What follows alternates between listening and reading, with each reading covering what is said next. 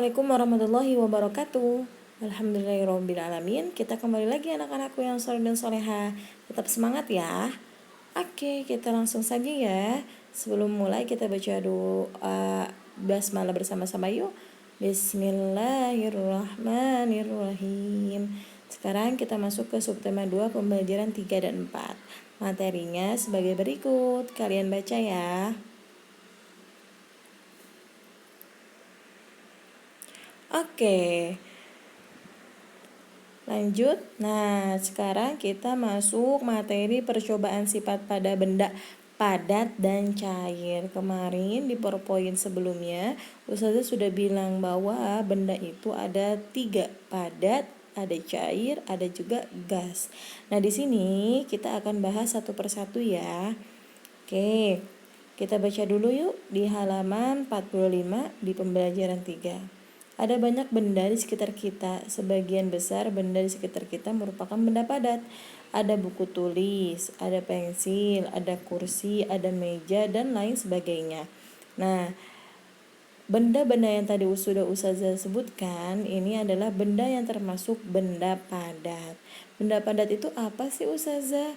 Oke, benda padat itu adalah jika kalian pindahkan ke wadah yang bulat atau ke wadah yang lonjong, yang lebar, maka bendanya itu tidak berubah atau tidak mengikuti wadah tersebut. Contoh seperti ini ya. Di sini ada contoh. Ada pensil yang dipindahkan ke mangkuk, ada dipindahkan ke gelas dan di nampan. Nah, pensil ini tidak berubah bentuk, tidak menyesuaikan wadahnya ya. Maksudnya itu dia tidak berubah, tidak menjadi seperti mangkuk lingkar, tidak seperti gelas, tidak seperti nampan. Akan tetapi benda pensil ini tetap seperti pensil yang bentuknya tuh tetap seperti itu ya. Ini disebut benda padat, yaitu dia tidak berubah mengikuti wadahnya. Nah, di sini nanti Ustazah mau coba kalian mempraktikkan kinerja praktik ini, yaitu sifat benda padat.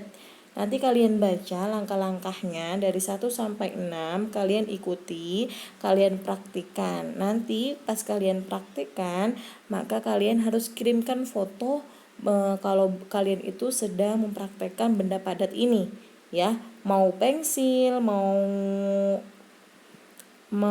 meja atau mau buku, mau penghapus, apapun itu ya. Kalian boleh bendanya diganti. Nanti kalian kirimkan fotonya ke Ustazah. Nah, setelah kalian mencoba, nanti kalian jawab di halaman 45-nya. Ya, di halaman 40. Di halaman 46. Di halaman 46 kalau kalian lihat itu ada pertanyaan A, B, dan C yang diwarnai kuning ya. Nah, nanti setelah kalian mempraktikkan, kalian jawab 3 pertanyaan ini. Oke? Bisa dipahami ya. Lanjut. Kalau kalian buka di halaman 49, nah 49 ini kita masih membahas sifat benda. Akan tetapi di sini sifat bendanya itu cair. Ya, maaf ya kalau halamannya Ustazah acak, karena biar satu penjelasan gitu ya. Di sini ada halaman 49 tentang benda cair. Kita baca dulu ya. Di rumah Nina turun hujan deras. Atap di teras rumah Nina bocor di beberapa tempat. Ayah meminta Nina membantunya meletakkan beberapa wadah pada tempat-tempat yang bocor. Nina mengambil ember, baskom, dan mangkuk. Nina mengamati air yang menetes ke tiap-tiap wadah. Tak terasa hujan sudah berhenti. Air sudah tidak menetes lagi. Namun ada yang menarik saat Nina ingin mengambil wadah tersebut. Ia melihat bentuk air yang mengikuti bentuk wadah. Nah, kebalikan ya, kalau benda cair ini dia berubah mengikuti tempat atau mengikuti wadahnya. Nah, di sini Nina sudah menyontohkan ya, udah mengasih tahu bahwa air yang dia tadi tadangi itu mengikuti atau berubah bentuknya sesuai wadahnya. Seperti mengikuti wadah ember, mengikuti wadah baskom, mengikuti mangkuk.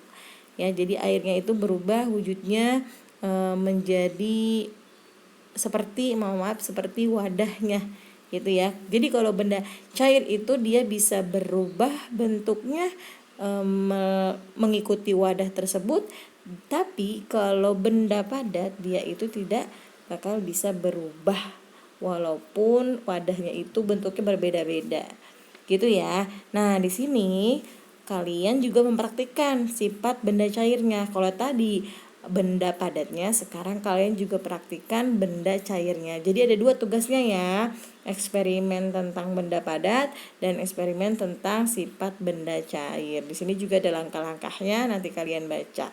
Oke, nah sama ketika kalian sudah melakukan benda cair ini, sudah mencoba, maka kalian bisa jawab pertanyaannya ada di halaman 50. Ya, di halaman 50 sama kalian jawab juga di abjad A, B, dan C. Gitu ya. Nanti tugas ini ketika kalian sedang mempraktikkan, maka harus dikirimkan ke ustazah. Oke, sudah jelas ya tugasnya. Kalian mempraktikkan benda padat dan benda cair. Oke. Lanjut ya. Nah, di sini ada cara atau soal satuan panjang dari kilometer ke sentimeter. Kalian simak ya.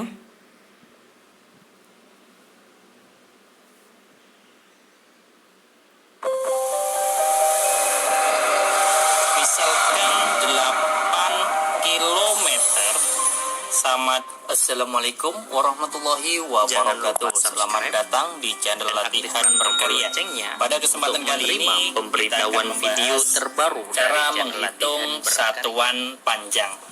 Contoh soal nomor 1. Warahmatullahi wabarakatuh. Selamat datang di channel latihan berkarya.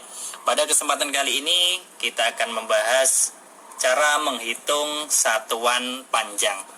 Contoh soal nomor 1.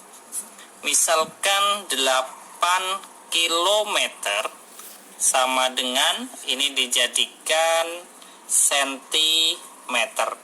Caranya bagaimana? Kita harus tahu dulu bagaimana cara hubungan antar satuan panjang atau satuan jarak. Di sini saya tulis dulu kilometer ya, saya buat tangganya. Kemudian turun lagi di sini hektometer, kemudian turun lagi dekameter, kemudian turun tangga lagi meter, kemudian desimeter, sentimeter, kemudian baru milimeter. Nah, dari kilometer, hektometer, dekameter ini tulisannya DAM dan bacanya dekameter, meter, desimeter, sentimeter, dan milimeter. Apabila ini naik satu tangga misalkan dari meter menjadi dekameter, kalau naik satu tangga ini dibagi dengan 10 ya. Kalau naik satu tangga. Kemudian kalau turun satu tangga, misalkan dari meter menuju desimeter, ini dikalikan dengan 10. Lanjut ke contoh soalnya biar tidak bingung. Di sini kita nomor 1 soalnya 8 kilometer. Nah, dari kilometer menuju sentimeter disuruh menjadikan sentimeter. Kita hitung ada berapa tangga dari kilometer menuju hektometer, ini berarti dikalikan 10. Kemudian ke dekameter dikalikan 10 lagi menjadi 100. Atau kita hitung dulu tangganya ada berapa, 1, 2, 3, 4, 5 ya. 1, 2, 3, 4, 5. Artinya di sini 8 dikalikan dengan berapa? 100.000 ya. Karena apa? Karena turunnya adalah 5 tangga 1, 2, 3, 4, 5. Berarti 1, nolnya 5. 1, 2, 3, 4, 5. Sama dengan 800.000 ya, sentimeter. Ini adalah jawaban dari soal nomor 1. 8 km sama dengan 100 cm. Lanjut ke contoh soal yang nomor 2. Misalkan 2 hektometer kemudian ditambah dengan 9 meter disuruh menjadikan desimeter, titik-titik desimeter. Nah, kita rubah dulu dari hektometer dan meter ini kita rubah, saya tulis di bawahnya menjadi desimeter semua. Desimeter ini ditambah dengan ini juga desimeter. Nah, ini akhirnya nanti apa? Desimeter. 2 hektometer ini dijadikan dengan ke desimeter ini turun berapa tangga? Ya, kita hitung. Hektometer kan dari sini 1, 2, 3 ya. Menjadi desimeter berarti 1, 2, 3. Artinya di sini 2 kali berapa? 2 kali 1000. Nah, 2 kali 1000 saya beri kurung. Kemudian yang 9 meter menjadi desimeter turun 1 tangga 1. Nah, berarti 9 dikalikan 10 ya, seperti ini. Sama dengan berapa? 2 kali 1000, 2 kali 1000 yaitu 2. Nah, saya tulis di bawahnya saja. 2000 desimeter ditambah dengan 9 kali 10, 90 desimeter sama dengan, nah ini berarti langsung jawabannya 2000 ditambah 90 berarti 2090 desimeter. Ini jawaban dari 2 hektometer ditambah dengan 9 meter. Jawabannya adalah 2090 desimeter. Lanjut ke contoh soal yang nomor 3. Contoh yang nomor 3, misalkan 6 dekameter, kemudian ditambah dengan 1000-nya. Sekarang misalkan 2000 desimeter, kemudian dikurangi dengan 150 meter, ini disuruh menjadikan dekameter ya. Tadi nomor 1 tidak ada penjumlahan atau pengurangan, yang nomor 2 penjumlahan, nomor 3 penjumlahan, dan yang nomor 4 ini saya contohkan untuk yang pengurangan. 2000 desimeter ini kita jadikan dekameter ya. Tadi turun semua, sekarang kita coba untuk contoh soal yang naik ya. Desimeter, dari desimeter menuju dekameter ya. 1, 2 ya. 1, 2 berarti naik 2 tangga. Artinya kalau naik 2 tangga, maka setiap tangganya ini dibagi 10. Maka kalau 2 tangganya itu dibagi 2, dibagi berapa? 100. Karena 2 tangga berarti 10 kali 10 ya. Ini saya jadikan dekameter ya. Berarti ini 2000 dibagi dengan 100 ya, naiknya 2 tangga dari desimeter menuju dekameter 1, 2 dibagi 100. Kemudian dikurangi dengan 150 meter dijadikan dekameter, ini naik 1 tangga. Kalau naik 1 tangga berarti dibagi 10. 150 dibagi 10 apa? Dekameter. Nah, sama dengan ini titik-titik dekameter ya. Kemudian setelah ini kita lanjutkan untuk menghitung 2000 dibagi 1000. Kita tinggal mencoret nolnya saja. Ini 2, ini 2. Berarti ini dicoret 2 nolnya ya. 2 dicoret, ini juga 02-nya dicoret. Berarti tinggal berapa? 20 dekameter. Kemudian dikurangi, lah ini 150 dibagi 10, ini juga kita tinggal mencoret nolnya. Nah, kita coret tinggal 15 dibagi 1, jawabannya adalah 15 dekameter sama dengan berapa? Kita hitung sudah sama-sama dekameter, berarti 20 dikurangi 15. Jawabannya adalah 20 dikurangi 15, jawabannya adalah 5 dekameter. Ya, ini adalah cara kita menghitung satuan panjang dari penjumlahan dan pengurangan. Intinya satu di sini. Apabila di sini naik satu tangga berarti dibagi dengan 10. Kalau turun satu tangga ini dikalikan dengan 10. Terima kasih, semoga bermanfaat. Sampai jumpa lagi di video-video berikutnya. Oke, itu adalah tadi soal atau penjelasan tentang satuan panjang dari kilometer ke sentimeter. Lanjut ya, di sini ada variasi gerak kuat dan lemah. Di jalan menanjak, Tony mengayuh sepeda dengan kuat. Gerakan kaki Tony mengayuh sepeda merupakan contoh gerakan kuat. Ayo perhatikan gerakan kaki dengan kuat dan lemah.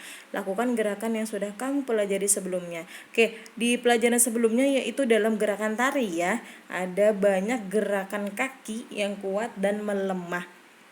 Nah, di sini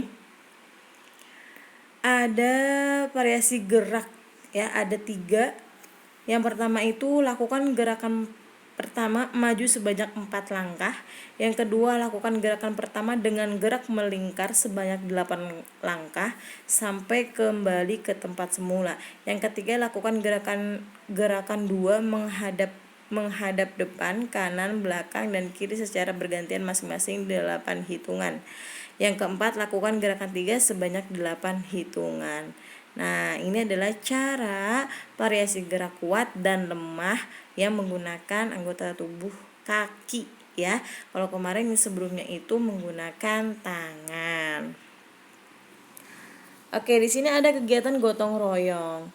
Nah, gotong royong itu apa kemarin? Oh, kalau kemarin itu tolong menolong ya. Sekarang adalah kegiatan gotong royong ya. Kita baca dulu yuk. Teras rumah Tina kotor terkena percikan air hujan. Ibu, ayah, Nina, dan Adi pun bergotong royong membersihkan rumah. Ada yang bertugas membersihkan bagian dalam rumah, ada juga yang bertugas membersihkan teras. Pekerjaan pun cepat selesai karena dikerjakannya bersama. Gotong royong berarti mengerjakan sesuatu bersama-sama. Di garis bawahi ya. Contoh kegiatan gotong royong dalam keseharian di sini ada 3. Gotong royong membangun pos kamling, gotong royong membersihkan halaman sekolah, gotong royong menyiapkan makanan di rumah. Banyak juga gotong royong yang lainnya ya, kalau kalian bisa amati. Nah, di sini juga ada manfaatnya nih. Manfaat dari gotong royong ada 4. Yang pertama, menumbuhkan sikap tolong menolong, saling membantu, dan juga kekeluargaan. Yang kedua, menciptakan rasa kebersamaan dan kasih sayang. Yang ketiga, meringankan dan mempercepat selesai suatu pekerjaan. Dan yang keempat, menciptakan rasa persatuan dan kesatuan dalam lingkungan masyarakat. Jangan lupa digarisbawahi juga manfaat dari gotong royong. Nah, di sini ada gerakan melempar dan memantulkan bola. Kalau kemarin yaitu cara memantulkan bola dalam bermain basket. Nah, kalau sekarang ini ada melempar dan memantulkannya ya. Di sini ada 2 cara. Yang pertama itu memantulkan bola melewati rintangan. Jadi memantulkannya itu ada rintangannya. Kalau kemarin itu kan hanya mengoper-ngoper aja ya. Memantulnya ada yang teknik di depan, ada yang di samping, ya kan, sambil berjalan. Nah, kalau sekarang memantulkan bola itu melewati rintangan. Rintangannya seperti yang ada di gambar buku ya. Kayak yang kedua itu melempar dan memantulkan bola ke dinding. Nah, atau melemparkan bola ke ranjang bola basket ya. Nah, ini adalah cara yang baik. Kalau kalian bisa amati, ini cara-caranya untuk melempar dan memantulkan bola ke dinding. Oke sayang, hanya itu saja materi kita pada pagi hari ini. Semoga kalian bisa memahaminya dengan baik ya. Amin. Dan jika masih ada yang belum paham, boleh tanyakan ke Ustazah ya. Oke. Nah, di sini Ustazah akan terus mengingatkan kalian pesan Ustazah sama kalian, yaitu ada 3. Yang pertama, sholat 5 waktunya. Yang kedua, mengaji Al-Quran. Yang ketiga, membantu Al-Quran. Mohon maaf ya salah di sini membantu Al-Qur'an. Maaf salah. Maksudnya membantu kedua orang tua gitu ya sayang. Ya Allah, maafin ustazah. Jadi 3 pesan ini harus kalian lakukan setiap hari: sholat, mengaji, dan membantu kedua orang tua. Oke? Oke deh, terima kasih banyak untuk hari ini. Kurang lebihnya mohon maaf. Wassalamualaikum warahmatullahi wabarakatuh.